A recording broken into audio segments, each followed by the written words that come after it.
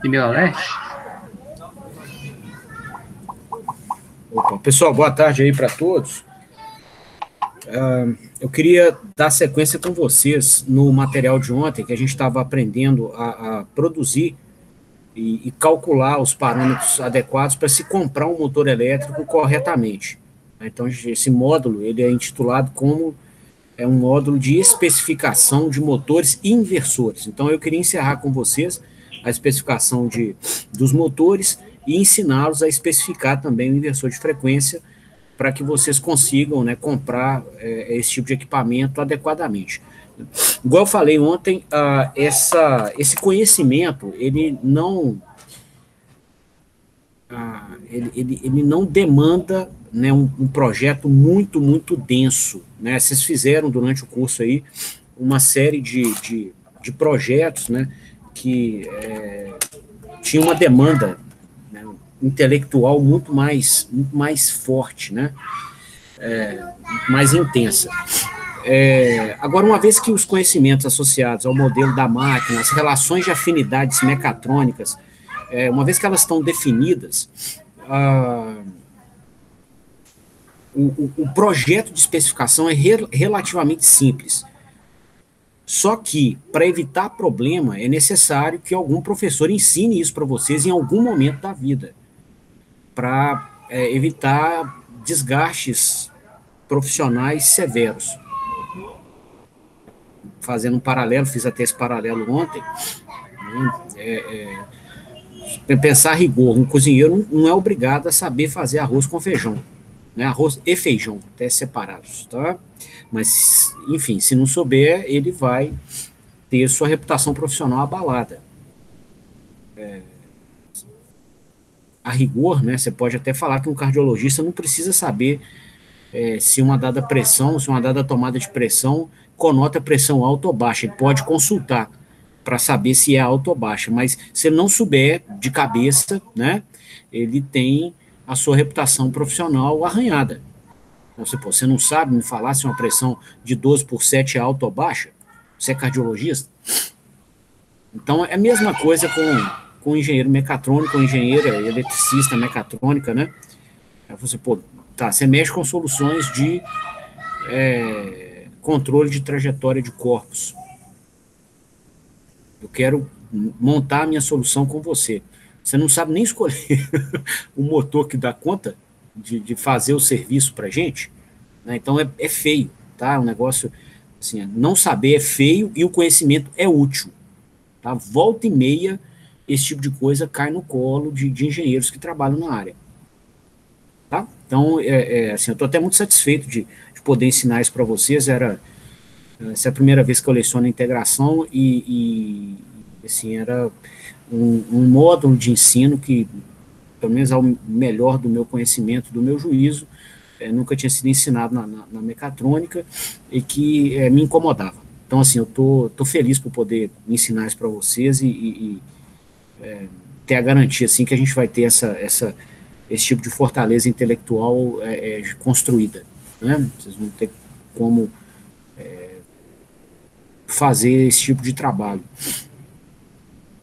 Bom, então, dando sequência, né, ao material, a gente ontem mostrou que o projeto de especificação de um motor passa por produzir um documento, né, potencialmente uma tabelinha, onde você vai colocar as características do motor que você quer comprar. E uma dessas características demanda um certo cuidado de cálculo, de projeto, que é a determinação do torque eletromagnético nominal da máquina.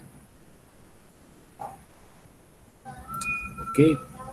E a gente ontem mostrou um critério para se chegar nesse torque eletromagnético nominal, mesmo em contextos onde o nosso processo tenha uma demanda de torque variável no tempo, igual esse sinal vermelho que está aqui na tela, que foi o que a gente apresentou ontem. E aí nós conseguimos calcular qual o torque que continuamente presente no eixo mecânico levaria ao mesmo efeito de aquecimento que esse torque pulsante leva. E aí a gente raciocinou da seguinte maneira: bom, qual máquina que suportaria dissipar a potência térmica que esses dois sinais produzem, ou esse sinal de torque constante, ou esse sinal vermelho de torque pulsante. Os dois produzem a mesma potência térmica. Que máquina seria capaz de dissipar essa potência térmica? Uma máquina cujo torque nominal, o torque da placa, igual a gente viu no primeiro módulo do laboratório, né? Então, a máquina cujo torque de placa fosse igual a esse torque constante aqui, né? E aí a gente criou o critério para se chegar ao torque eletromagnético nominal da máquina, né? E vimos que esse valor deveria ser dado, né, pelo nível eficaz do torque pulsante que a nossa aplicação vai exigir. Perfeito? Então esse foi uma síntese do nosso trabalho de ontem, e esse cálculo com esse modelo que nós fizemos conota o trabalho mais sofisticado que você tem que fazer na especificação de um motor, tá? Aí, bom, só dando destaque, né, eu estou falando que, até falei no início da aula, né, que a especificação do motor desse tem, às vezes, a conotação, né, de se fazer, né, um arroz e feijão, mas a gente não vai subestimar, como nada em engenharia, você não subestima nenhum trabalho. Até mesmo arroz com feijão, para ficar bem feito, demanda técnica, demanda atenção, demanda cuidado de quem está fazendo. Não é de qualquer jeito que sai, não. Então, aqui é a mesma coisa. Ok? Então, a gente vai ter que parar com calma, fazer o levantamento desses dados para poder produzir, né, esse sinal de torque no tempo, de acordo com a aplicação que a gente atende, e aí processar essa raiz da média dos quadrados de cada nível instantâneo de torque. Tá? Bom, após determinarmos aqui o torque nominal que a máquina vai ter, né, esse aqui é um valor que você vai ter que passar no seu documento de compra, existem outros critérios, né, que você tem que apresentar no documento, né? E aí nós falamos deles ontem, né, a forma de fixação, se é na base ou na flancha, a posição da caixa de ligação, a altitude do ponto de instalação, tensão nominal. Por último, a gente falou no tipo de ventilação, natural ou forçada, né, e aí aplicações que tenham, que trabalhem produzindo calor em regime nominal, porém tem que operar mediante essa produção de calor com velocidade baixa, ou seja, retirando pouco calor, né, mesmo produzindo calor em regime nominal, você tem aplicações que, se o ventilador for solidário ao eixo mecânico, você vai tirar pouco calor quando a velocidade mecânica for baixa. Então, você não pode ter ventilação natural. O ventilador não pode rotacionar na mesma velocidade do eixo mecânico da máquina. Isso é clássico em içamentos.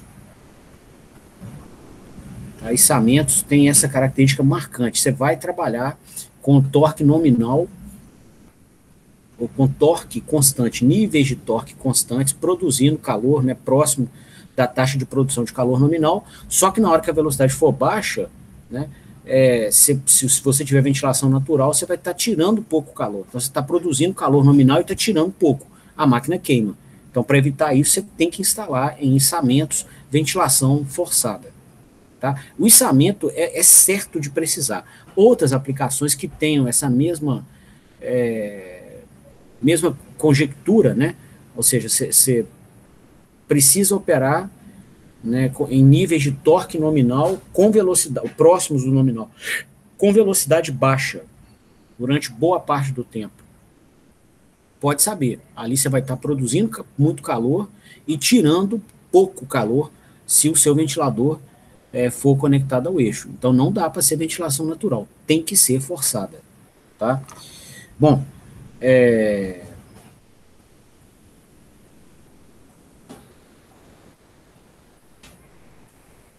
só fechar aqui que a canetinha não funcionou.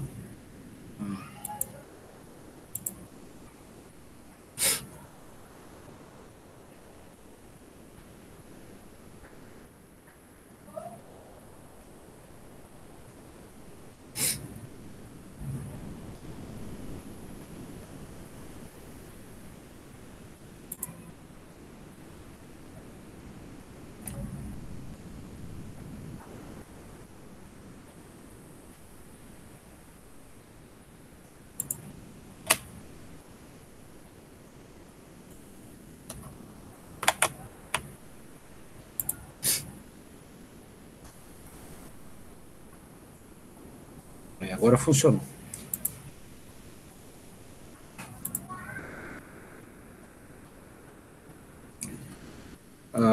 Bom, então, completando, né, a lista com os parâmetros, né, que você passa para comprar o motor, você também tem que indicar a frequência nominal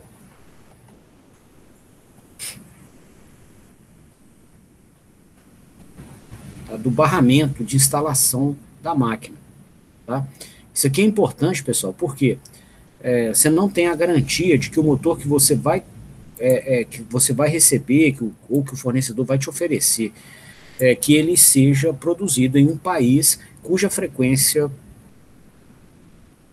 nominal, né, do sistema elétrico de potência seja 60 Hz. Mas tem países cuja frequência nominal é de 50 Hz.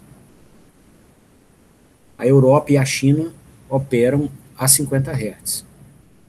Brasil, Estados Unidos, a América do Sul, a exceção do Paraguai, todo mundo é a 60 Hz também. Então, o que acontece? Ou o país, né, não opera nessa frequência nominal e potencialmente o fabricante não produziu, ou então, realmente, o país pode até operar 60 Hz, mas a máquina foi projetada para 50 Hz, ou o contrário. Tá? É fato que o projeto da máquina tem que contemplar, né, e fazê-la operar no ponto nominal quando alimentada na frequência nominal. Tá bom? Tem consequências sérias se você colocar máquinas de uma frequência num barramento que tenha outra frequência. Tá? E aí convém vocês prestarem atenção nisso. Tá? Tanto no documento de compra, quanto quando você está emitindo o documento de compra. Você está produzindo, tá, para comprar. Quando também você for chamado para ser o verificador ou aprovador de uma proposta comercial. Tá? Eu também recomendo cuidado, porque é o seguinte, às vezes, assim, para que um coordenador de engenharia não tenha o seu projeto atrasado, ele vai fazer pressão em você para você aceitar um motor que veio com frequência nominal errada. Né? E aí o cara não sabe nada de motor e vai te falar assim, não tem nada a ver, deixa para lá, taca assim mesmo e tal. E aí eu recomendo que vocês não façam isso. Tá? Não precisa brigar com o cara, né? Que você está começando a carreira, o cara pode te demitir, mas é o seguinte, você passa a correr o mesmo risco que esses engenheiros que assinam laudos de barragem, sabendo que a barragem tem risco, mas ainda assim coloca o que a empresa quer que eles coloquem, né, e pagam por isso. Então, quer dizer, eles estão, na verdade, vendendo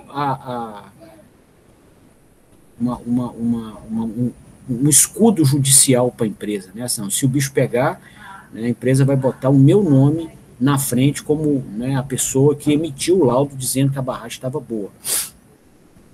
Então, assim, é um risco, né? Se a barragem não romper, tá, você recebeu muito dinheiro por isso. Se romper, né, você vai levar nas suas costas aí dezenas de mortes, né, um ecossistema todo arrebentado, enfim, vai ser difícil dormir. Tem coisa que é muito maior que dinheiro, tá? Então, vocês, não recomendo que vocês façam isso, não. Aqui é mesmo, assim, não, pode não ser tão catastrófico, tá? Mas o desenho é o mesmo. A pessoa te coloca para correr risco, né, de má fé. Ela não tem conhecimento técnico, ou tem, e para salvar a sua pele, ela bota a pele do outro a prêmio, né, em risco. Então, assim, só um cuidado nesse aspecto, mais uma dica, mais assim, alinhada com vivência nesses processos do que, assim, estritamente técnica, tá? E o que vai acontecer, pessoal? Isso aqui não tem erro, vai ser 60 ou 50 Hz, tá? É uma aplicação muito exótica que tem frequência diferente de avião, tá? Enfim, mas aí também você vai ter o fabricante próprio para avião, então aí a chance de errar ainda é menor, tá? Mas você pode se perguntar assim, mas por que vai dar problema, né? Digamos que eu queria comprar um motor de 60 Hz, né? E veio um pacote de algum fornecedor da Europa e me entregaram motores de 50 Hz, né? E eventualmente eu tenho que alimentá-los em 60. Tem problema? Tá? Se eu tiver que alimentar ele em 60, vai ter problema. Por quê? Se você pegar aqui a casca cilíndrica do estator da máquina, que eu estou fazendo as ranhuras, aqui tem a casca cilíndrica do estator, eu estou fazendo um trecho dela, aqui tem a extensão longitudinal do estator, né? Os condutores são lançados aqui dentro,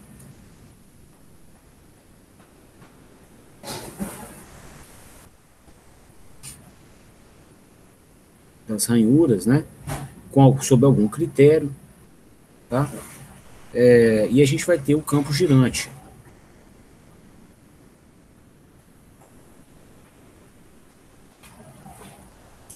Passando aqui na máquina.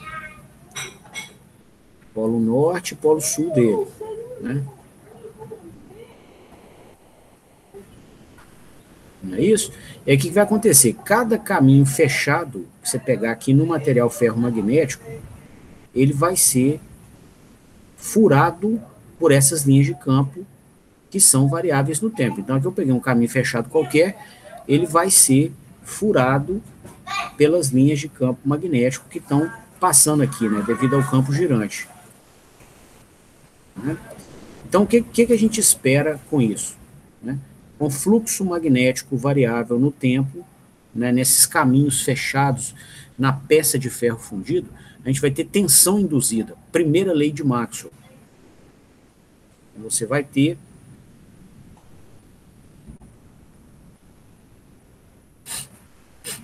tensão induzida aqui nesse caminho fechado.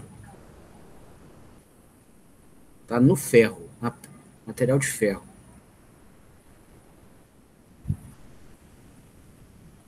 Que vai ser igual à taxa de variação do fluxo magnético no tempo. Tá?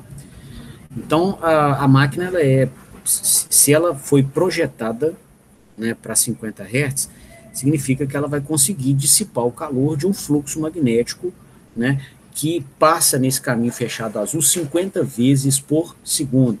Tá? Então vai norte-sul, norte-sul, norte-sul, 50 vezes por segundo, ou 50 Hz. Se você coloca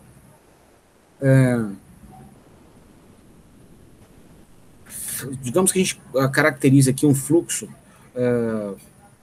senoidal ou cossenoidal, igual a gente fez no estudo de campos girantes, né? Então você teria aqui a derivada no tempo de um fluxo máximo vezes o cosseno de 2 vezes π vezes a frequência, que aqui são 50 ou 60 Hz, vezes o tempo. Tá? Bom, se você tira a derivada no tempo desse sinal, né, você vai ter um fluxo máximo vezes a frequência vezes o seno de 2πft. Então, a frequência do sinal de fluxo do campo girante aparece na amplitude do sinal de tensão. Tá? E aí, o que vai acontecer, pessoal? Você vai ter uma tensão induzida, né? Digamos que até um passo antes disso, você vai ter um projeto de uma máquina que consegue dissipar o calor produzido pelos diversos mecanismos de produção de potência térmica, sendo que um deles um dos mecanismos são as perdas no ferro. Tá? E aí a gente vai ter uma tensão induzida a 50 Hz, né? Frequência aqui, menor do que a 60 Hz. Então, se o campo girante, nessa taxa de variação do fluxo é maior do que a do outro cenário, você vai ter uma tensão induzida também maior.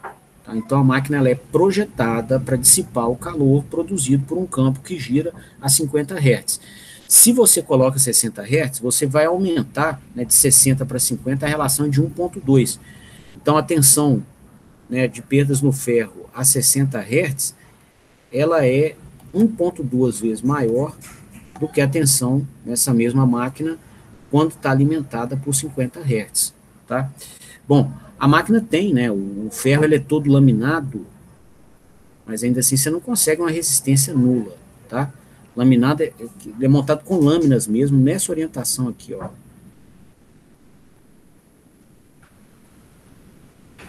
Tá? Então, são várias laminazinhas nessa orientação, que eu vou colocar do meio só para não carregar o desenho.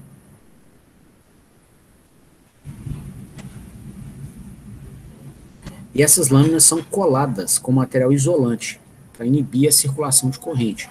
Mas você não tem resistência zero, mesmo assim você tem alguma resistência de perdas no ferro. Então vai ter alguma corrente.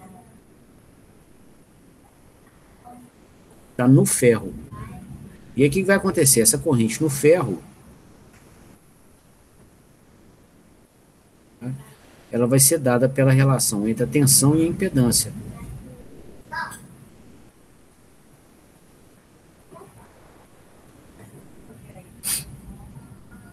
Tá?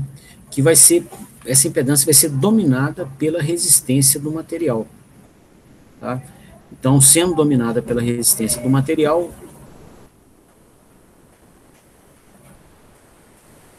você vai observar aqui que a corrente que vai existir no ferro a 60 Hz, ela vai ser maior do que a que vai existir a 50 Hz. Tá?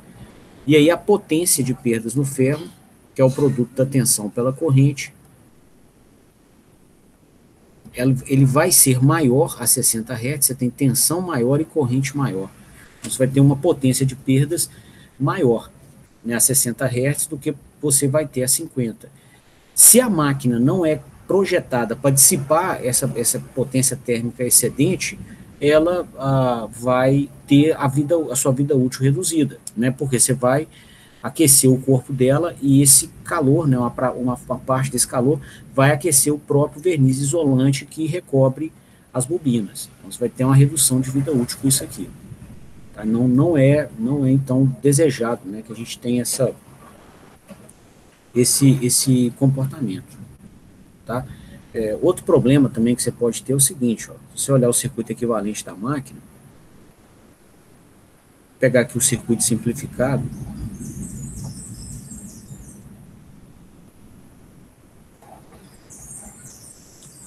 tá? Se a máquina for projetada para 50 Hz, e você alimentá-la com 60 Hz, a reatância do ramo de magnetização aqui vai ficar maior, né?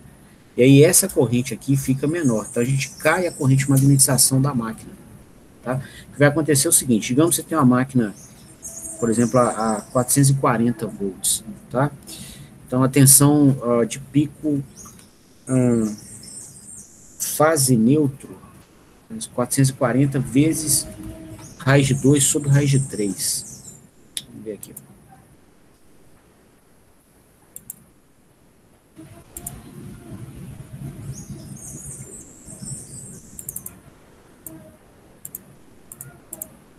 Raiz de 2 dividido por raiz de 3. 358 volts. Então, você vai, digamos que você aplica aqui, né, a tensão nominal, seu valor de pico, tá? Fase neutro no estator. A máquina é uma máquina especificada em 50 Hz, porém você alimentou ela a 60. Então você aplicou aqui 358 volts, aí você aceitou a máquina errada e colocou ela para operar.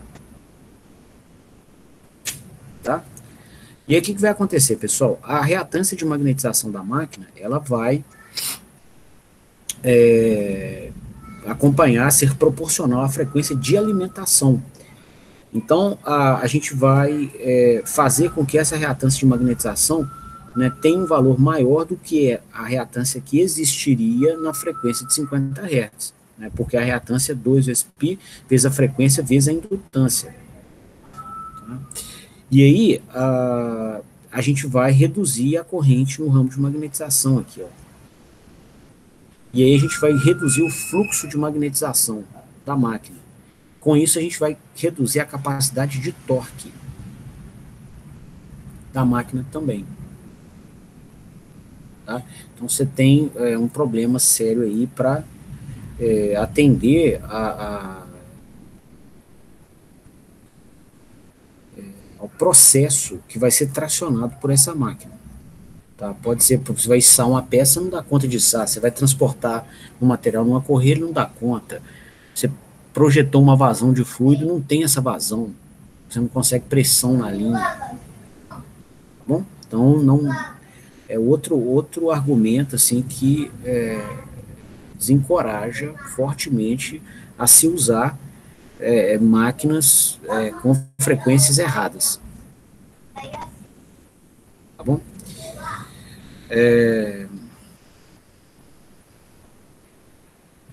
Ou seja, aqui, né, concluindo, né, você escolhe a frequência do barramento de alimentação que a máquina vai operar. Mesmo que ela tenha inversor de frequência, que a frequência nos seus terminais possa variar durante a operação, o inversor de frequência faz com que essa frequência varie à vontade, ainda assim, né, a gente especifica a máquina com a frequência nominal dada pela frequência do barramento de alimentação que ela esteja. Então vai ter um barramento do sistema elétrico de potência que, se tiver no Brasil, ele vai estar a 60 Hz. Em outros países, aí vai ter que olhar caso a caso. Tá? Bom, um outro parâmetro é o número de polos por fase. A gente até aborda esse parâmetro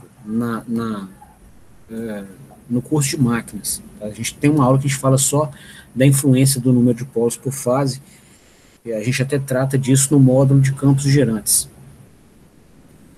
E você vai, né, escolher esse número de polos por fase para que a velocidade nominal da máquina fique a mais próxima possível da velocidade que o cliente exige. Okay? Então, para sistemas a 60 Hz, né, igual o caso do Brasil,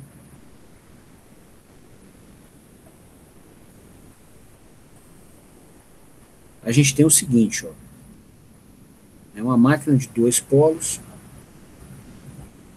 por fase, ela vai ter um campo girante com uma velocidade de 3.600 RPM.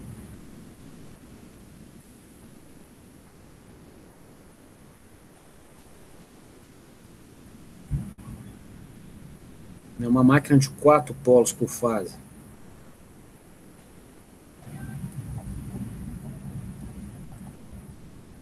Campo girante rotaciona a 1.800 RPM. A gente até estudou isso no curso de máquinas. 6 polos por fase. A velocidade do campo girante é 1.200 RPM. Okay? Bom, se a velocidade da aplicação, tem clientes que aceitam, né, cujo processo, não é nem o cliente em si, né, o processo dele, o negócio dele, né, aceita operar a velocidade constante. Então, se a velocidade de operação de um dado cliente, né, em regime permanente, depois da partida, tiver aqui em torno de 3.500, né, 3.600 RPM, 3.600 para máquina de indução não dá, né? Qualquer valor menor do que 3.600 RPM, tá? A gente tipicamente vai usar uma máquina de 2 polos. Você só tem que conferir depois, tá? Por exemplo, digamos que o cliente tem uma velocidade de operação aqui de 3.500 RPM, tá? Então você vai comprar uma máquina de 2 polos por fase e de carona escolher a velocidade nominal que você quer, que é outro parâmetro de placa, tá?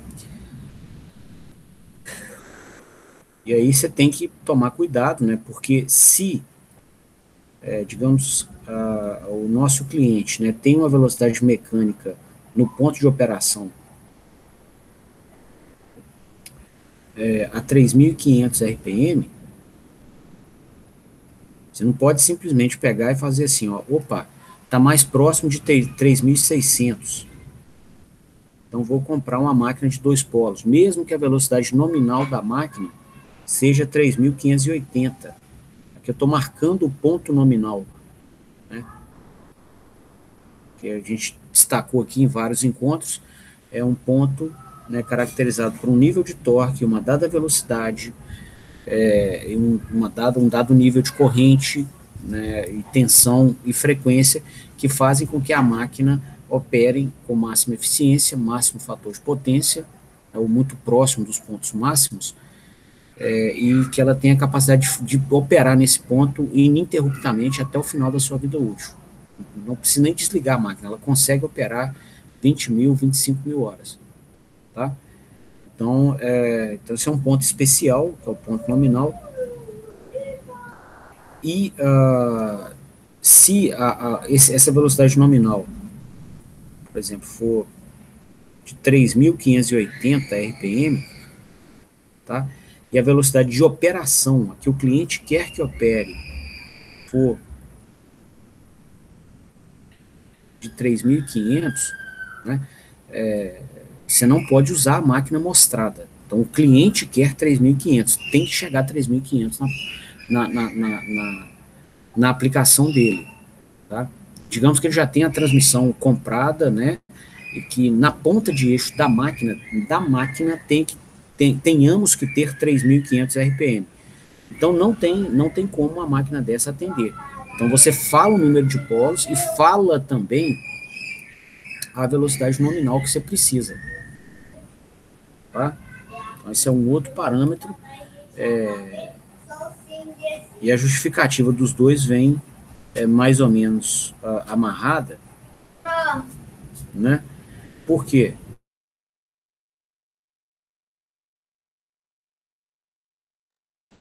Você não escolhe um parâmetro sem olhar o outro, tá? Você pode até pedir uma máquina de 2 polos, só que você tem que falar a velocidade mecânica também, porque, igual nesse caso aqui, ó, a gente está, digamos que a aplicação seja um bombeamento, ó, a região estável de operação, que o eixo não vai travar, que a carga pode variar à vontade, e a máquina acompanha o torque da carga. O torque eletromagnético, que é esse da curva preta, ele acompanha o torque de carga, com o torque de carga variando à vontade aqui, ó, igual o caso de bombeamentos. Então isso vai acontecer só do ponto de pico de torque para frente. Tá? Do pico de torque para trás, tá? Aqui, por exemplo, ó, se estiver operando nesse ponto, com um dado nível de torque de carga. Se o torque de carga subir, a máquina trava o eixo. Nunca mais o torque eletromagnético empata com ele em nenhuma velocidade mecânica. Vai frenando, frenando, frenando até travar o eixo. Nessa outra região, não. Se o torque de carga sobe, a máquina frena e o torque eletromagnético sobe também, até empatar com o torque de carga e a velocidade se manter constante. Tá? Então, você não tem como operar um processo, atender um cliente que exige, né, 3.500 RPM no eixo da máquina, com uma máquina de velocidade nominal de 3.580 também. Tá? Então, você olha a velocidade nominal da máquina, né, fala com o cliente a que você quer, e aí você fala também o número de polos. Tá? Então, aí a gente tenta acertar, né, aqui até o conjunto mecânico, se a gente estiver montando o projeto do zero, para que, né, as próprias relações de transmissão permitam que a carga, o manipulador mecânico, né, o mecanismo mecânico, opere na velocidade que ele precise e a máquina opere próximo a essas velocidades tipicamente encontradas aqui para os campos girantes em uma determinada composição de polos por fase. Beleza? Então, você vai passar a velocidade mecânica nominal e vai ver, para escolher o número de polos, você vai ver qual a velocidade síncrona mais próxima daquela velocidade nominal. Então, por exemplo, mais próxima a 3.500 RPM, a gente tem 3.600 RPM. Então, a nossa especificação contemplaria, né? A gente falaria no documento de compra que a gente quer um motor cuja velocidade nominal seja de 3.500 RPM e que tenha 2 polos por fase. 2 parâmetros têm que ser atendidos simultaneamente. Ok? Deixa eu só acender a luz do quarto aqui.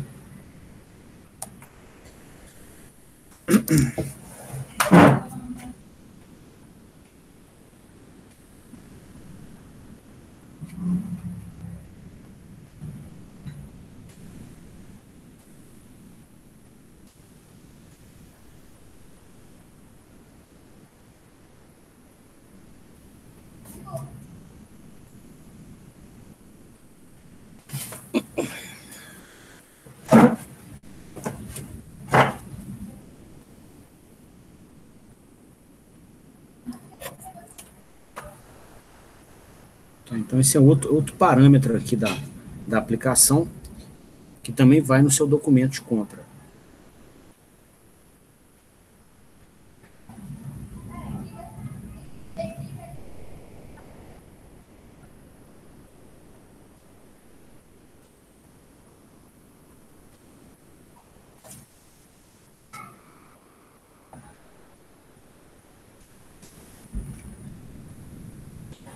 Bom, aqui, pessoal, né, um outro parâmetro importante que a gente coloca é o número de partidas por hora que a máquina vai fazer.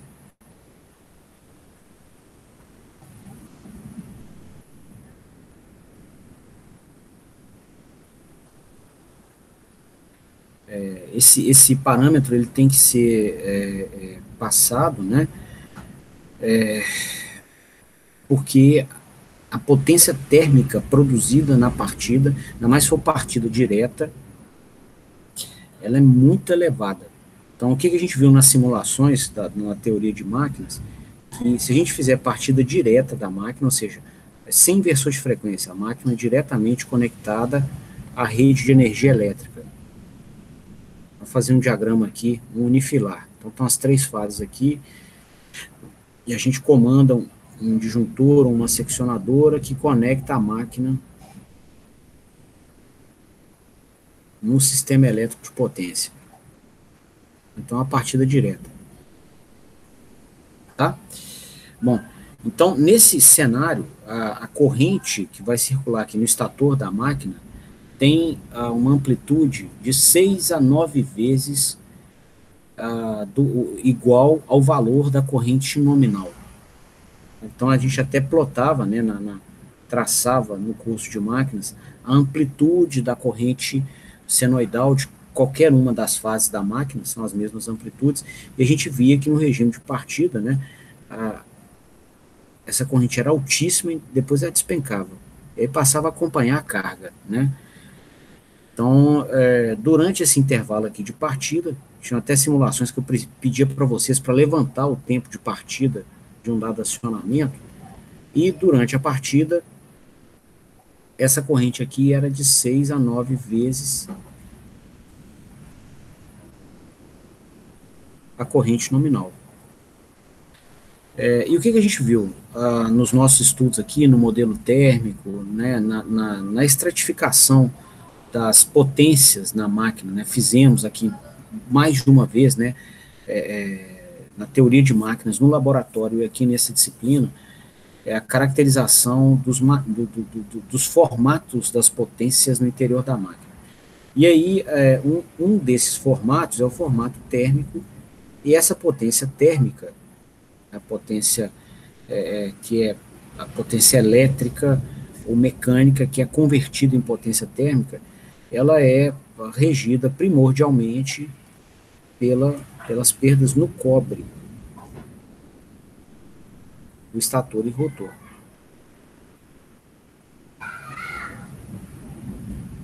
Tá? Então, quando a gente compra uma máquina que tenha uma dada a corrente nominal, a gente está comprando também um equipamento com capacidade de dissipar para o ambiente a potência térmica produzida por aquela corrente nominal. E existe uma relação entre elas, onde, né, que a gente sabe aqui dos nossos modelos, que vem do efeito Joule, e que nos mostra que essa potência térmica vai ser proporcional ao quadrado da corrente do estator. Então, se a gente tiver, como temos na partida, uma corrente de partida de 6 a 9 vezes maior do que a corrente nominal, a gente vai ter uma potência térmica aqui na partida de 6 ao quadrado a 9 ao quadrado vezes a potência térmica nominal, né? Então, a nossa potência térmica na partida, né, ela vai ser de 36, 6 ao quadrado, né, a 81 vezes 9 ao quadrado, vezes a potência térmica nominal. É muito elevada. A gente até mencionou sobre isso aqui quando a gente estava estudando sobrecarga. Então, a gente promove, né, um estresse térmico na máquina que não pode se repetir muitas vezes. A máquina ela precisa operar, né, suportando um número adequado de partidas por hora. E aí você tem que falar com o fabricante, né, que o seu processo demanda 6 partidas por hora, ou demanda 20 partidas por hora, ok? Então isso tem que ser dito para que o cara te ofereça uma máquina que suporta o desgaste térmico, o estresse térmico que essas partidas vão promover, cada vez que elas ocorram. Ok? No modelo térmico simplificado a gente viu, né, que se você dá muitas partidas por hora, né, a temperatura da máquina rapidamente excede o valor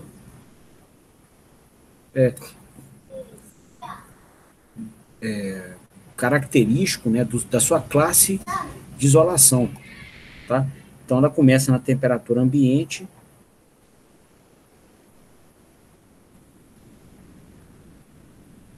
vai crescendo, né, igual enquanto você deu uma partida. Cresce muito bruscamente. Aí na hora que ela começa a esfriar um pouquinho, para ir para o ponto de operação, você já dá outra partida. Cresce de novo. Mas na hora que ela começa a operar um pouquinho, você, pum, outra partida. Tá?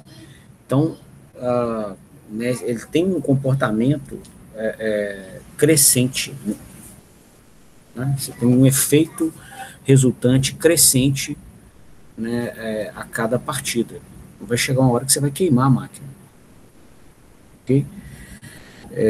Então você tem que avisar para o fabricante na hora de comprar o número de partidas por hora que a sua máquina vai ser exposta, tá? Se o sistema tiver partida direta. Ok? Você tem que falar isso com ele também.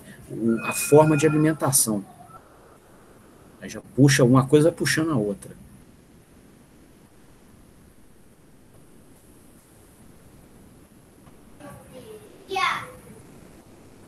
Aí você vai dizer a ele se a sua alimentação é por partida direta, né, ou partida por inversor.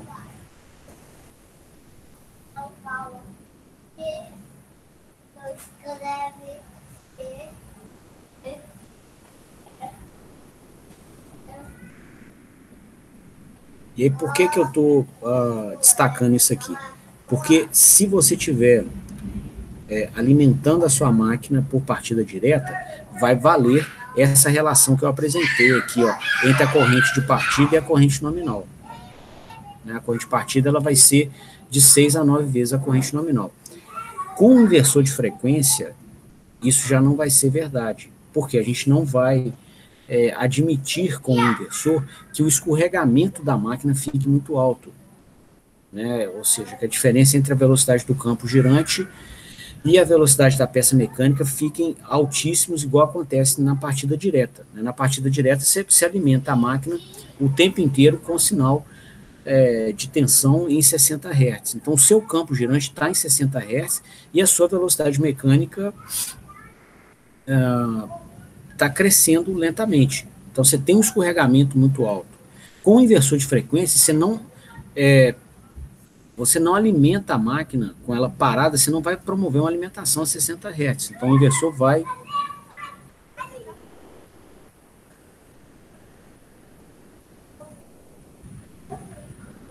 começar com uma frequência baixinha, né, para esses sinais. E aí, quando a velocidade mecânica da máquina vai crescendo, ele vai crescendo a frequência também. De tal forma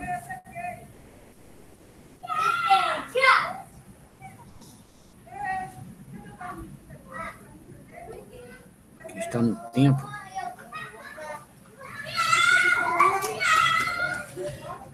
De tal forma, pessoal, que a diferença entre a velocidade do campo girante, que é proporcional a essa frequência aqui das correntes, né, igual a gente viu no estudo de campos girantes, então essa velocidade do campo girante e a velocidade da peça mecânica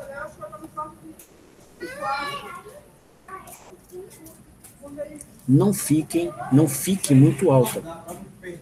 Então ele limita, igual a gente viu nos controladores de torque, ele vai recebendo a informação da velocidade mecânica e ele usa dessa informação para calcular a frequência elétrica. E aí ele regula com isso a frequência do campo girante também.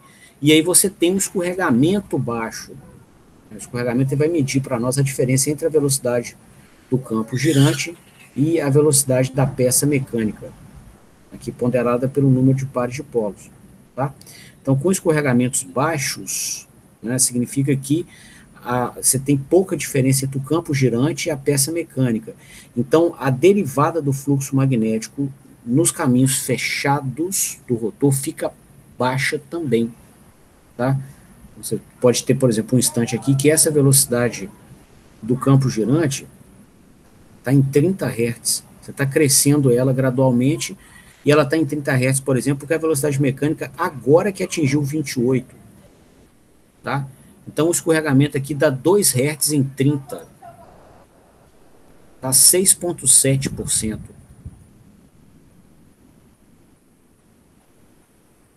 Baixinho. Tá? Ao passo que, quando você faz uma partida direta, para qualquer velocidade mecânica, a frequência aqui está sempre em 60 Hz. Tá? Então, aqui, ó, nesse mesmo cenário que o escorregamento com inversor teria um valor de 6,7%, um escorregamento com partida direta, né, a gente vai ter um campo de 60 Hz e uma peça mecânica de 28. Então, dá uma diferença de 32 em 60. Tá? mais de 50%, 56,7%. Um escorregamento muito maior, tá? E aí, o que vai acontecer, né? O escorregamento, ele vai nos indicar a frequência que o rotor enxerga o campo girante do estator. Porque o campo girante do estator gira e o rotor também gira. E a diferença entre os dois é o escorregamento. E essa diferença vai marcar para nós a taxa de variação do fluxo magnético. Tá? Então, aqui, por exemplo, ó, se a gente tivesse com uma partida direta em um escorregamento aqui a 42 Hz, significa que os caminhos fechados do rotor vão ver esse campo girante do estator pulsando a 42 Hz, norte-sul, 42 vezes por segundo. Tá? E aí você tem uma derivada de fluxo, uma variação de fluxo muito mais intensa do que aquela que você teria com um escorregamento aqui de 2 Hz em 30, que foi o primeiro cenário que a gente analisou. Tá? Um escorregamento de 2 Hz, ao invés de um escorregamento de 42 Hz, quer dizer que o campo girante do estator ele vai entrar em cada caminho fechado do rotor 2 vezes por segundo, norte-sul, 2 vezes em um único segundo. A tensão induzida por primeira lei de Maxwell, nesse caso, é menor do que aquela com a partida direta. Tá? Tem menos tensão, consequentemente menos corrente, consequentemente a potência térmica produzida no rotor é muito menor. Ok? E com isso, então, a partida direta vai impor um desgaste térmico muito maior para a máquina do que a partida por inversor. Deixa eu corrigir aqui. Partida por inversor. Tá? Então o desgaste térmico vai ser muito menor.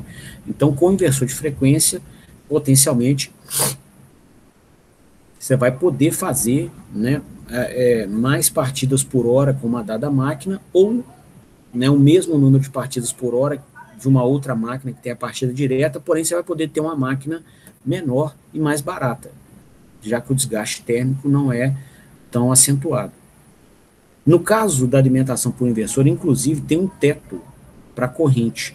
Tá? Você não opera a máquina com inversor de frequência fora da região de linearidade entre o torque e a corrente de estator. Então, no caso aqui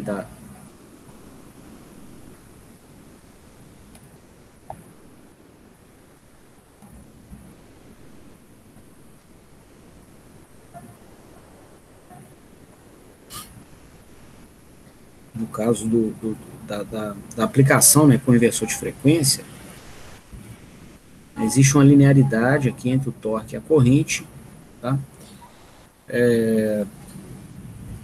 E se você precisar de torques altos demais, né, você passa a precisar de correntes exageradas, porque o material ferromagnético da máquina satura. Então, se você precisar de torques muito intensos, tá, você não tem como mais contar com a ajuda dos ímãs elementares da máquina. Então, todo ímã que você quiser criar vai ter que sair às custas de corrente elétrica. Então, enquanto o material não tá saturado, o que acontece? Você cria um ímã a partir da corrente e da ajuda que o material ferromagnético vai te dar. Ele reforça o ímã para você. Se o material ferromagnético satura, você não tem como mais contar com a ajuda dele. Então, qualquer newtonmetro a mais que você queira de torque vai ter que sair às custas de corrente elétrica. E correntes excessivas em sistemas alimentados por inversor de frequência promovem a queima do inversor também. Então, no caso de sistemas por inversor, a gente limita um torque máximo e uma corrente máxima. Tá? Então, você tem um IS máximo em aproximadamente 150% da corrente nominal e um torque eletromagnético máximo também limitado a 150% do torque eletromagnético nominal. Você não passa disso. Ao contrário do que acontece na partida direta, né, que a corrente máxima não está em uma vez e meia a corrente nominal, ela está em 6 a 9 vezes a corrente nominal. Ok? Então, as partidas, né, no sistema que é diretamente conectado à rede, elas demandam correntes muito mais altas, consequentemente, potências térmicas muito mais altas, né, sendo desenvolvidas na máquina do que os sistemas que são alimentados por inversor de frequência. Ok? Então você tem que informar isso para o fabricante também. Então, além do número de partidas, se o seu sistema vai operar com partida direta ou com partida por inversor de frequência. Tá?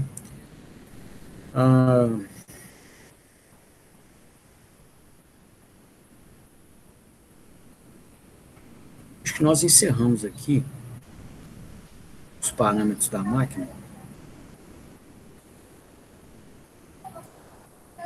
Partidas por hora.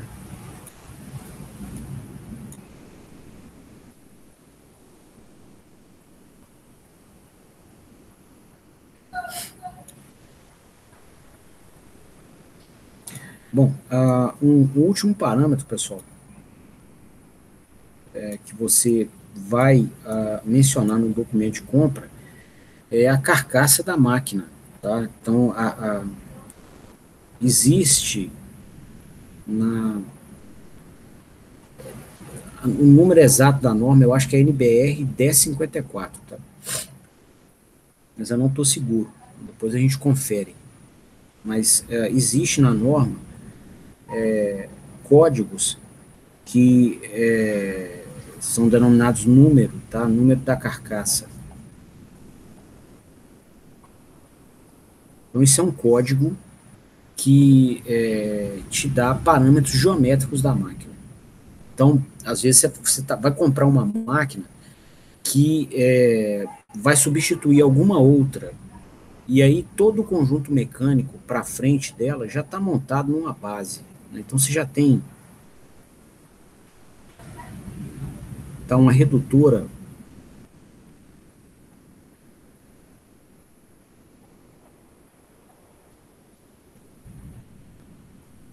já montada, né? Seus mancais e tal, e né, uma caixa já devidamente assentada com relação ao solo, por exemplo. E isso já vai limitar para você a altura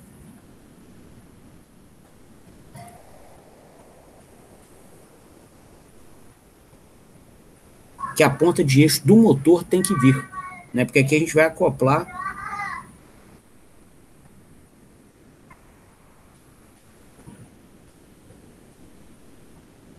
aqui está o acoplamento, e a gente vai acoplar o eixo da máquina elétrica ao eixo da transmissão mecânica. Tá? Então, como o eixo da transmissão mecânica já tem uma altura pré-determinada, a máquina elétrica tem que vir, né, com essa mesma altura, da base até a ponta de eixo.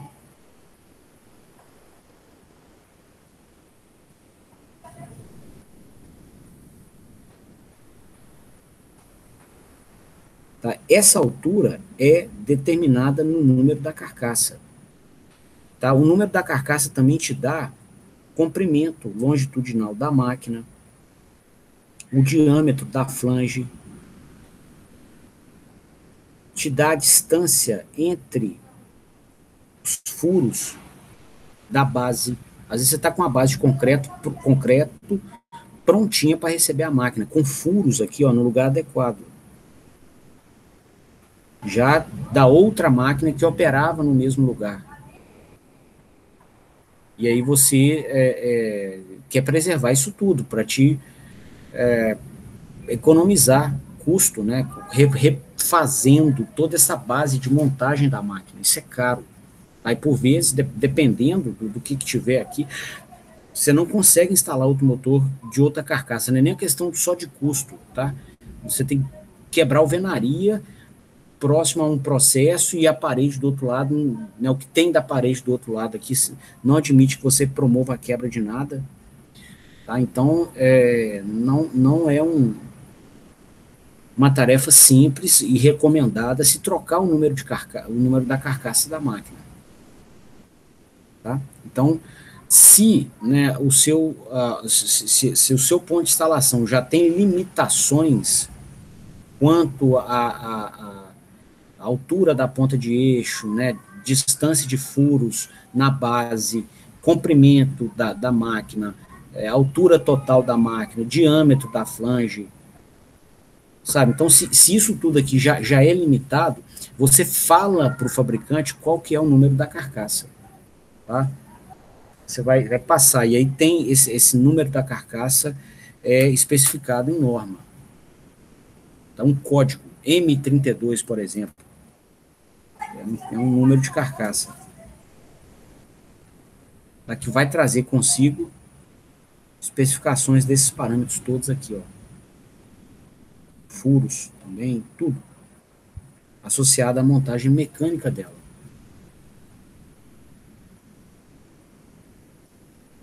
Ok? Então, esse parâmetro também é passado.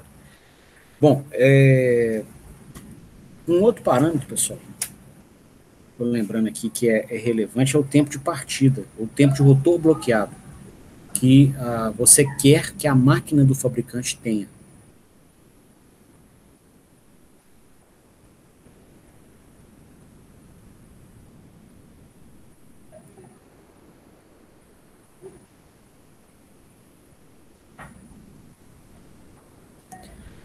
E esse parâmetro é importante, e a gente consegue justificar essa importância, essa relevância, fazendo uma conexão com o que a gente acabou de explicar aqui no cenário das partidas, né? O número de partidas por hora que o motor vai ter. Tá? Que a gente até comentou no módulo de manutenção industrial. Existe um parâmetro, esse tempo de rotor bloqueado é um parâmetro associado a cada máquina que é levantado pelo fabricante, travando o eixo da máquina, aplicando tensão nominal nos terminais elétricos e medindo-se em quanto tempo a máquina queima com o seu rotor bloqueado. Então, por isso o nome, tempo de rotor bloqueado. Tá? E aí o que acontece? Se o tempo de partida da sua aplicação for maior do que o tempo de rotor bloqueado que a máquina suporta, então a gente vai partir a máquina, né, vai ter a corrente aqui de partida, né? Depois ela despenca. E aqui tem o tempo de partida. A gente até levantava esse parâmetro no curso de teoria de máquinas.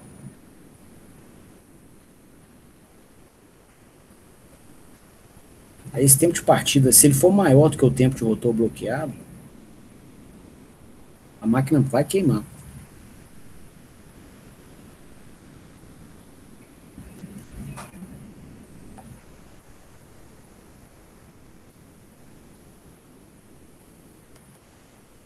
Vai queimar mesmo, tá? Então você tem que falar para o fabricante, olha, eu quero, né, uma máquina que tem um tempo de rotor bloqueado de tantos segundos. E aí você vai escolher para ser maior do que o tempo de partida.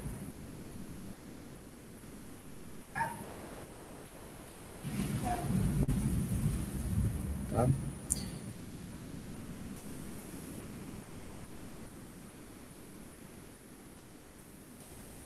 Tipicamente você vai colocar o quê? Você vai colocar um tempo de rotor bloqueado aqui 30% maior do que o tempo de partida que você espera. Tá? Valor aproximado. E vai programar também um relé de proteção para desarmar entre o tempo de partida e o tempo de rotor bloqueado.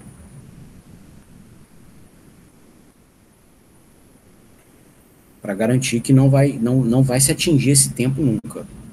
Tá? Se colocar os dois muito coladinhos, né, eventualmente você está com alguma falha, enrolamento, alguém botou alguma carga mais alta na partida, você está com algum defeito mecânico, criou um campo de sequência negativa na partida, que não deixou a partida se concluir no tempo que você estava esperando, que é esse tempo de partida aqui, e ela, você põe muito coladinho com o tempo de rotor bloqueado, suportado pela máquina, de repente o tempo de partida cresce um pouquinho além do que você estava prevendo, e a máquina queima.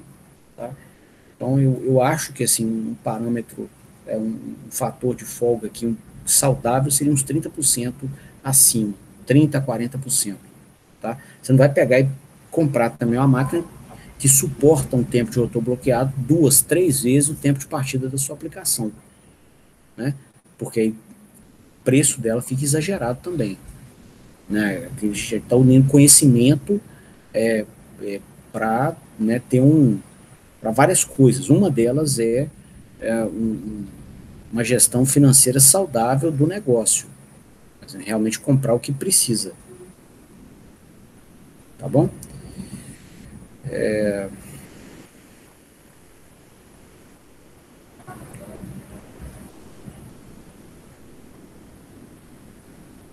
Bom, então isso aqui encerra, tá, os parâmetros, vai botar esses parâmetros todos que eu destaquei aqui, né, em itens. Esses parâmetros vão ser melhor organizados em uma tabela. Você monta uma tabela como especificação de compra. O seu trabalho, pessoal, não acaba, né, na produção da tabela, com o levantamento desses dados. Quando você for para o mercado comprar, os fabricantes vão mandar para você propostas comerciais. Né? E aí convém você conferir se a máquina que a pessoa te oferece realmente vai atender aquilo que você está pedindo para comprar. Tá? Muitas vezes o próprio vendedor não vai garantir isso para você. Né? Você fala assim, eu fiz a especificação e que tem que me entregar, porque senão é justiça e tal. Calma aí, tá? Não é fácil assim judicializar, né? E é melhor você fazer o seu trabalho como engenheiro do que como advogado, tá? Ficar buscando pega jurídica em tudo para né, tentar se eximir de alguma culpa, tá certo? Obviamente a justiça é para ser usada, mas num contexto que justifique a justiça, tá? Acabou a conversa, realmente houve má fé e tal. Então aqui, na hora que você recebe a proposta comercial do fabricante, ainda existe parte do seu trabalho a fazer, que é conferir esses parâmetros aqui e refinar alguns cálculos. Tá? Então, por exemplo, aqui, ó, você vai propor um tempo de rotor bloqueado, muitas vezes sem conhecer o momento de inércia da máquina que o fabricante está te oferecendo. Tá? Você estima um momento de inércia para aquela máquina. Só que na hora que ele vai te vender, ele te oferece a máquina que ele tem, né, da instalação dele, da manufatura dele, e que tem um momento de inércia diferente. Aí você vai ter que pegar e o momento de inércia dessa máquina que ele quer te vender, calcular o momento de inércia total, um J do motor ofertado,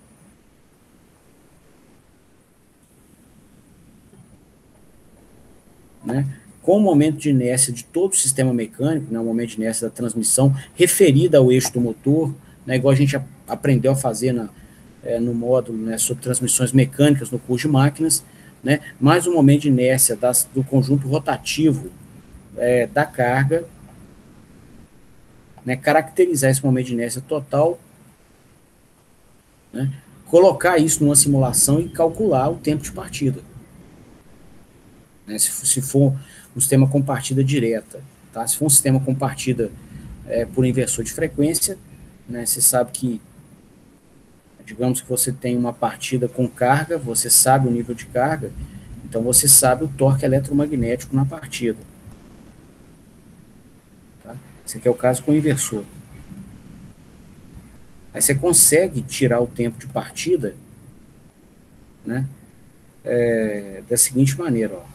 Aqui você vai ter o derivada da velocidade no tempo, né, ou a variação da velocidade numa partida por inversor vai ser caracterizado por uma rampa. Você tem um delta ômega, delta t, onde esse delta ômega pode ser, né, o ômega final menos o ômega inicial que você quer que né, a velocidade tenha. E o ΔT vai ser o tempo final, que é o tempo de partida, menos o tempo inicial, que é zero. Você está partindo ela do zero, por exemplo. Então, daqui, ó, você pode manipular o seu cálculo e isolar aqui o tempo de partida e ver se realmente naquele processo com aquela máquina, né, você vai ter um tempo de partida menor do que o tempo de rotor bloqueado que o fabricante está te falando que a máquina tem. Né? E aí ele não vai fazer de má fé, ele vai pegar um motor, dentro do melhor juízo dele, ele vai te oferecer uma máquina que ele julga que atenda. Só que, por exemplo, ele pode não ter aqui, ó, os componentes inerciais da sua transmissão e da sua carga. E aí ele ofertou um motor, às vezes ele te pergunta, aí você passa, ele até refina a oferta dele, ou então ele não te pergunta, ele estima aqui quais seriam os momentos de inércia típicos naquela faixa de potência que você está comprando a máquina. E aí faz uma estimativa, te devolve uma oferta. Tá? O cara está tentando acertar também. Não tá, né? Esse é um setor que no setor industrial as relações são muito balizadas por confiança. Então o vendedor não está querendo errar, não, muito pelo contrário, o cara está doido para te oferecer um produto que realmente te atenda, que você vai ficar satisfeito, tá? Só que tem parâmetros que ele não sabe. E aí você, se você estiver trabalhando como mantenedor da planta, você vai refinar, né, alguns desses parâmetros mediante a oferta do vendedor e conferir se realmente a máquina que ele está te ofertando atende ao que você precisa no processo. Certo?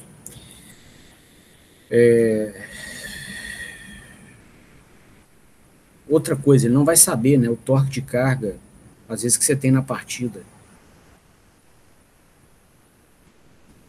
Isso também faz, né, você botar de um dado torque eletromagnético limitado da máquina, quanto maior for o torque da carga, menor vai ser o torque de aceleração, que é todo esse aqui, ó. Quanto menor o torque de aceleração para uma dada variação de velocidade, maior vai ter que ser o tempo de partida. E aí você começa a se aproximar cada vez mais do tempo de rotor bloqueado que a máquina suporta. Tá? Aí, bom, só esclarecendo, né? Aqui no caso com o inversor, como você não tem a corrente alta demais, né, na partida, esse aqui não é um grande problema, tá? Então, eu estou usando aqui a segunda lei de Newton, está até escrito inversor, mas não é só para o contexto de inversor. Tá?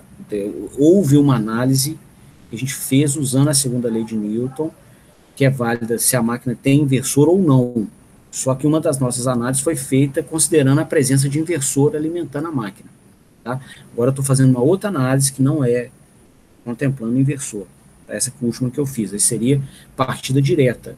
Tá? Então, em partida direta, né, você tem o risco de ter o tempo de partida se aproximando do tempo de rotor bloqueado, né, quando alguns dos parâmetros do seu acionamento não são conhecidos pelo vendedor que te faz a proposta. Ok? Então, você precisa refinar esse cálculo quando ele chega, você manda esse cálculo refinado para o cara, fala assim, esse motor atende ou não, né? Ou se não atender, quanto que deveria ser a máquina que me atende, tá? Então, isso tudo tem que ser considerado aí no trabalho de compra, tá? O trabalho de compra ele não acaba quando você faz o documento de especificação, ok? O último ponto aqui, pessoal, essa conversa não acaba, tá? Assim, na verdade, assim, não há um último ponto. Então, isso é um trabalho assim, dinâmico, né? Vão aparecendo novas considerações, novas análises que precisam ser feitas em cada cenário, tá? E um deles que eu queria comentar com vocês é o seguinte: para sistemas com partida por inversor de frequência, tá? Você tem que observar se o seu torque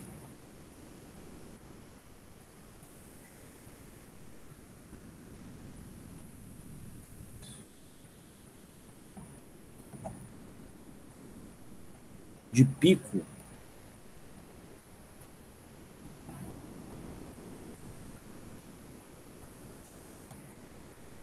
não ultrapassa 150 vezes o torque nominal. Tá? Então, às vezes, você fez o critério para calcular o torque eletromagnético nominal, achou um nível de torque, né, igual a gente comentou, você tem lá, né, o seu torque é pulsante, tem um torque alto numa partida, depois tem o torque em regime, aí depois tem o torque de frenagem, depois a máquina para, e aí ela repete isso tudo depois de um tempo, tá? Então, você pode ter essa característica aqui, né, definida, você faz o cálculo do torque que continuamente presente nessa máquina leve ao mesmo efeito de aquecimento que esse torque pulsante produz. E aí, né, você fez o cálculo conforme o nosso procedimento. Agora, pode ser que esse torque aqui na partida seja maior do que 150 vezes, ou 150% do torque nominal, ou 1,5 vezes o torque nominal. Então, a diferença entre o torque de partida e o torque nominal não pode ser maior do que 1,5 vezes. Tá? Porque a gente começa a operar com níveis de corrente perigosos para o inversor de frequência. Tá? Então, caso ocorra, tá, geralmente, aplicação industrial, você não vai ter partida igual foguete da NASA, né, propulsor de foguete da NASA, ou carro de Fórmula 1. Então, as partidas geralmente não vão ter esse torque de partida maior do que 150% do nominal. Tipicamente, eles são menores.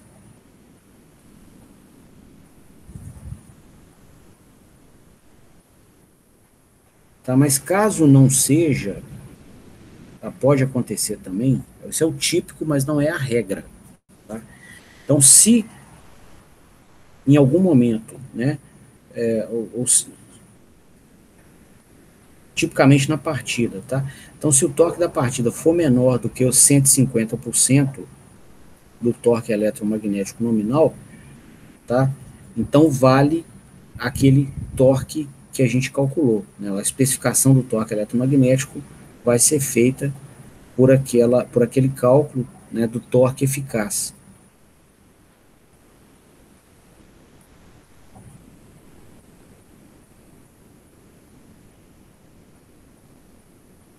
Tá? Se não for, tá? Se o torque de partida for maior do que 150 vezes o nominal, você vai fazer o torque nominal ser limitado por ele. Então, vai ser o próprio torque da partida dividido por 1,5.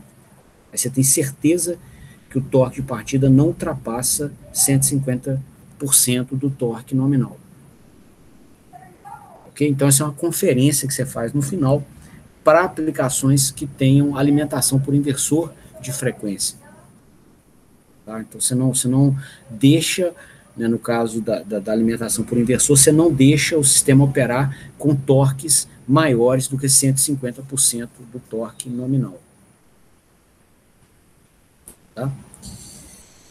São as regiões, né, onde você tem linearidade entre corrente e torque e onde você também não vai comprometer, não vai promover desgastes térmicos excessivos nas chaves semicondutoras do inversor.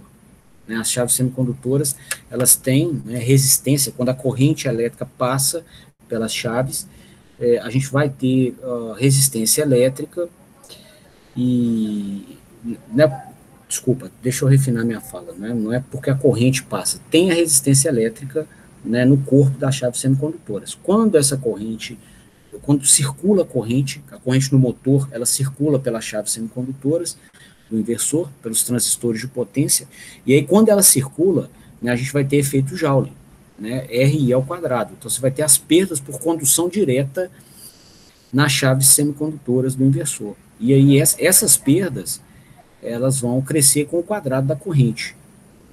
Né? Então, se você pede correntes altas demais, você vai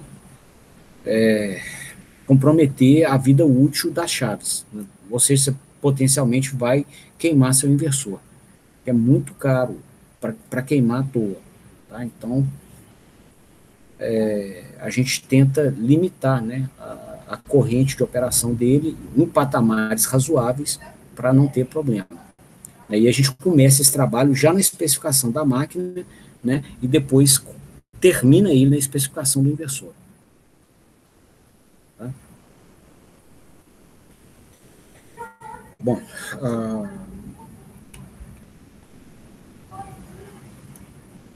conferir aqui.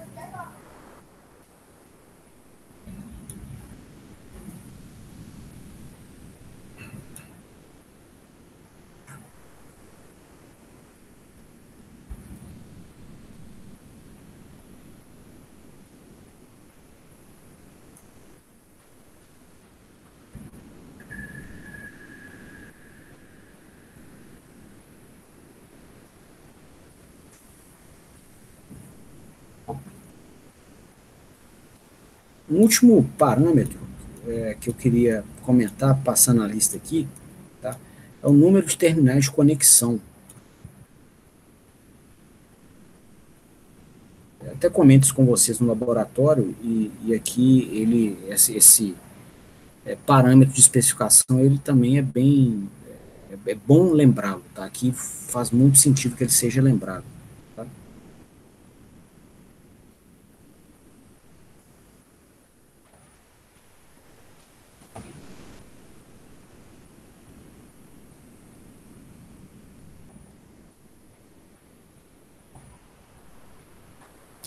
Bom, tem máquinas que o fabricante gosta de vender e atender tanto ao cliente que vai fazer o fechamento das bobinas do estator em delta, quanto clientes que vão fazer o fechamento das bobinas do estator em estrela. Tá? E aí o que ele faz? Ele disponibiliza na caixa de ligação da máquina, né, para que o cliente possa escolher conectar a máquina em estrela ou delta. O que ele tem que fazer então? Ele tem que disponibilizar na caixa de ligação os 6 terminais das 3 bobinas. Tá? E aí você pega esses 6 terminais e escolhe como que você vai fazer o fechamento. Ele marca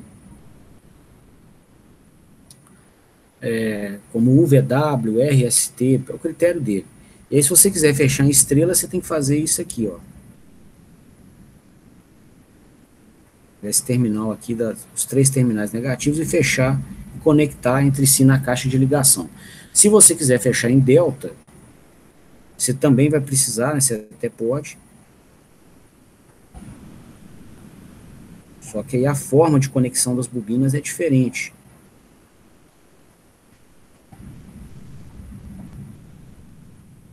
O final de uma com o início da outra, o final da outra com o início da próxima, o final dessa próxima com o início da primeira. Né? Então, para o fechamento em delta, a gente teria alguma coisa assim, ó. Aqui, aqui e aqui. Tá? E aí, para o fabricante é muito bom essa opção, tá? Porque ele vai te vender ou uma máquina, né, que vai operar com 440 volts, ela é apta a operar em um barramento de 440 volts, se ela for, um barramento de 380 volts, por exemplo, se ela for fechada em delta, ou de 440, se ela for fechada em estrela, tá? A gente viu no laboratório, né, se você tem uma tensão de linha de 440 volts, a tensão fase neutra é 440 sobre raiz de 3, tá? Espera aí um minutinho. Tem um erro nesse cálculo aqui.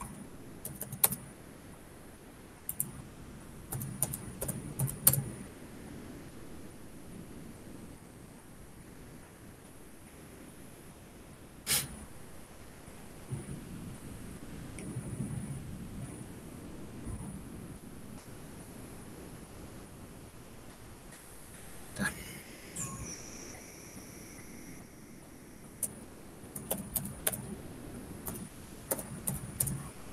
Ok. Que é o seguinte, ele vai te vender uma máquina, mas desculpa, que bem que eu estava desconfiando aqui que esses números não estão corretos. Então, deixa eu corrigir aqui, fazer uma errata. É o seguinte, o mesmo motor dele, tá, o mesmo motor, ele pode operar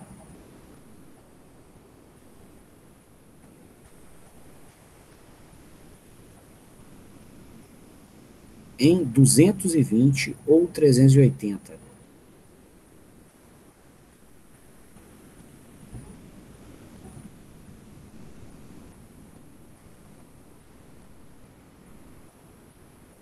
Tá?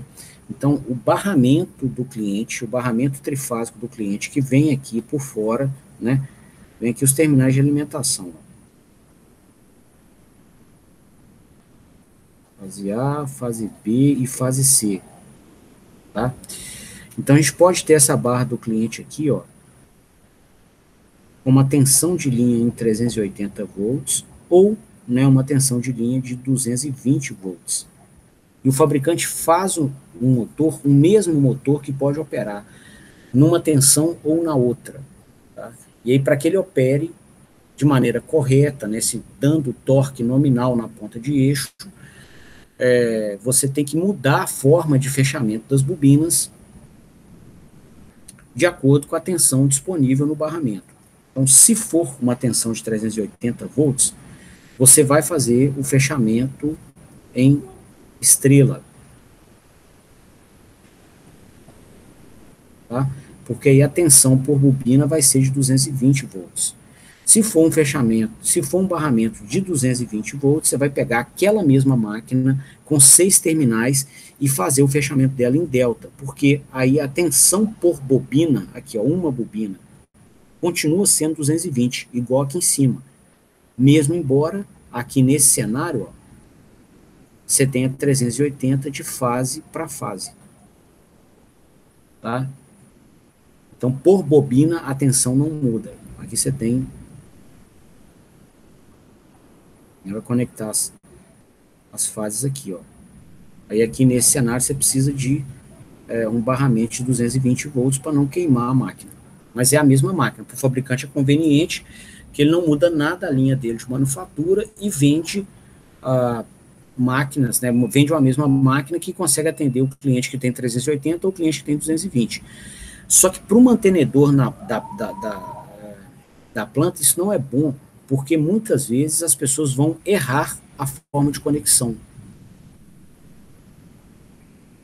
Né? Esse material todo é muito abstrato, custa muito estudo, você tem que estar muito seguro do que você vai fazer, né, para não errar. E é comum ter erros nas ligações.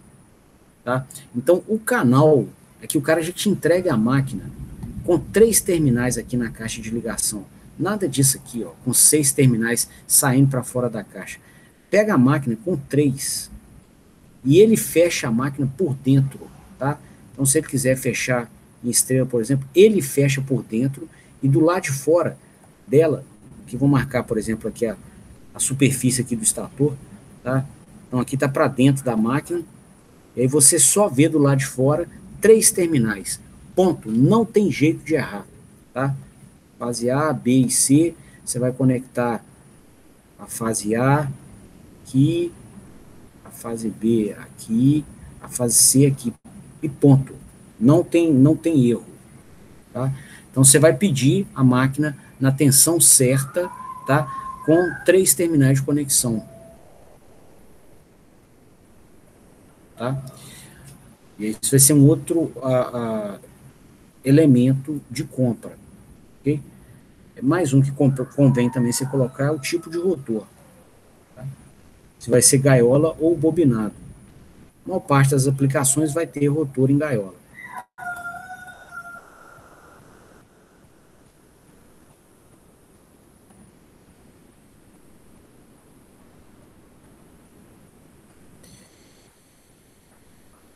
A classe de isolação também. Se você estiver substituindo alguma máquina existente, você fala qual que é a classe de isolação que você precisa. Às vezes você está operando a máquina, em, por exemplo, uma central termoelétrica que a temperatura ambiente é muito alta. Tá? Então, o fabricante vai te vender uma máquina, né, numa dada potência, porém com a carcaça maior para aumentar a área de contato com o ambiente para facilitar o resfriamento, ou ele vai aumentar, vai melhorar o verniz isolante das bobinas para suportar aquela temperatura mais alta. Tá? É outra coisa que você fala para ele na hora da compra. Bom, acho que isso aqui cobre bem os critérios para comprar o motor. Você tem pouca chance de ter problema. Eu queria abrir a palavra a vocês para considerações, para dúvidas. Eu estou à disposição.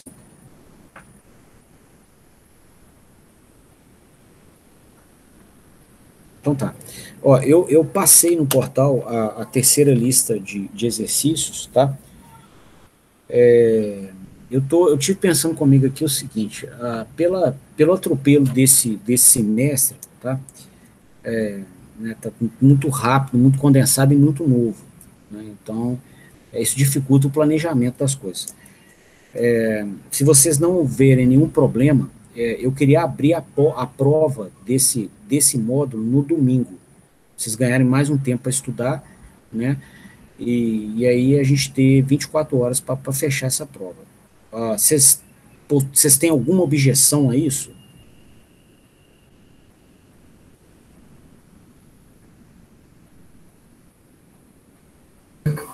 Eu não vejo problema. Para mim é tranquilo. Tem que ver com o resto da turma. Por mim também, Léo. Tá. Então, eu vou para vocês ganharem um tempo aí para estudar, eu queria que vocês aprendessem bem esse módulo. Tá? Tem muita coisa aqui que vai de encontro direto a atividades que já vão esperar vocês ano que vem, se bobear, tá? Na vida profissional. A manutenção é muito comum que muitos dos nossos colegas se empreguem em área de manutenção.